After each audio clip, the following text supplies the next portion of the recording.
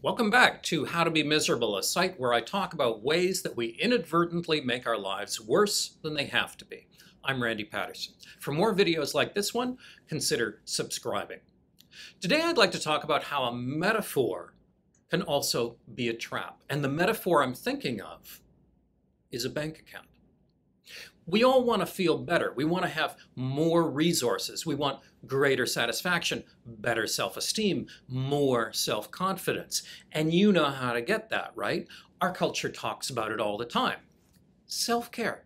It's absolutely central. It's vital to existence. A little weird, really, that 30 years ago we never heard that term. How can something so basic to our lives have not really been the primary topic of discussion in mental health? When you think of self-care, what do you mean?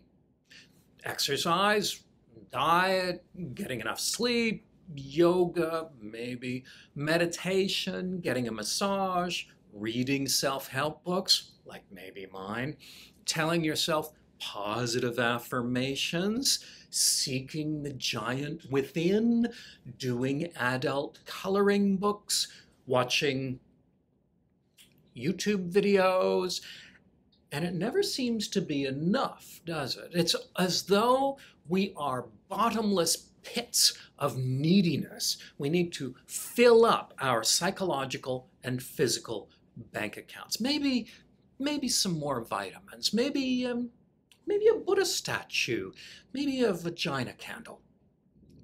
I've been doing therapy for over 30 years, and in that length of time, you tend to see it all. But it's interesting how some things you don't see. When has someone told me, I added this, and this, and this, and this, and I did 6 different kinds of therapy, and now I'm full up. I feel sufficient. My confidence is at full power. That's never happened. Now, don't get me wrong, much of that stuff is a great idea. I encourage it. Exercise, diet, sleep, meditation, absolutely, they can all help. I don't know about the vagina candle, but you do need to take care of yourself. But so many people are so focused on self-care that they never do anything with all of that health that they're trying to create. They're building themselves up and building themselves up and building themselves up, and it never ends. So the trouble with the bank account idea is that it has both credits and debits, and our ideas about what constitutes a debit can actually impair our life. We can think of health as income and outflow. We meditate for half an hour and we feel like maybe we've added a little bit to the account. Then we go to visit a friend in the hospital and we think, okay, I spent some of that. Right? We do volunteer work with all of those leftover resources, spending them for the benefit of other people. We serve on a community board, or we walk the beach picking up plastic, or we host a refugee. We donate to the theater society, or coach our kids' softball game, or read a friend's manuscript. And we're spending and spending and spending. But we're not. We have opposable thumbs for a reason, feet for a reason, a brain for a reason. Our body has evolved for activity, for action. Your car was built to be on the road, not sitting in the garage the whole time having its oil changed. Our contributions to the world are not debits to our wellness bank account. They're more effective deposits. And that's where this metaphor falls apart.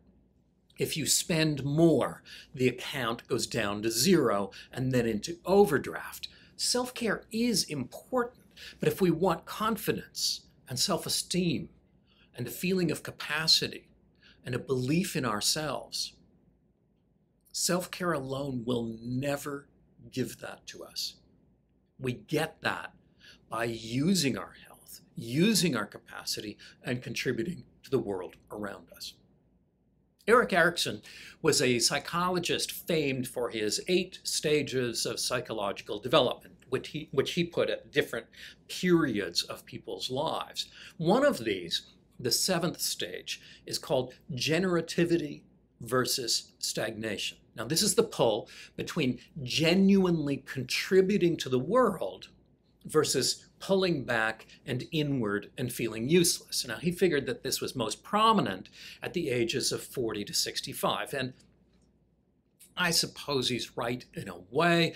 Earlier on, much of what we're doing is we're building up our skills, deciding on our values, and creating relationships. But all of the challenges of all of the stages appear throughout our lives. And sometimes a culture gets off somehow, and it creates an imbalance where ideas about what life is and how to have a good existence conflict with psychological reality. I believe that's happening right now.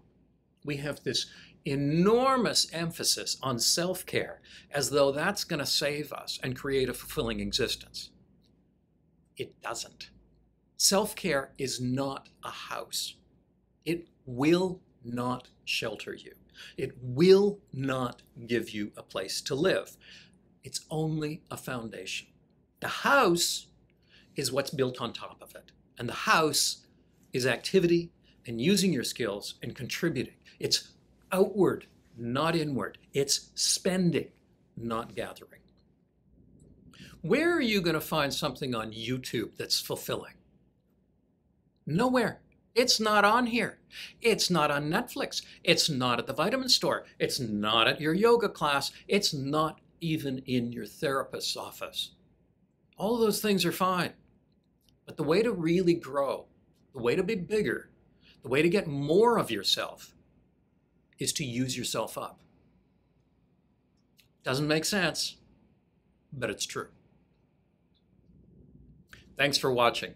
For more videos like this one and on some related topics, consider taking a look at my book, How to Be Miserable, 40 Strategies You Already Use, or if you're in your 20s or late teens, How to Be Miserable in Your 20s. And consider subscribing by tapping the subscribe button below.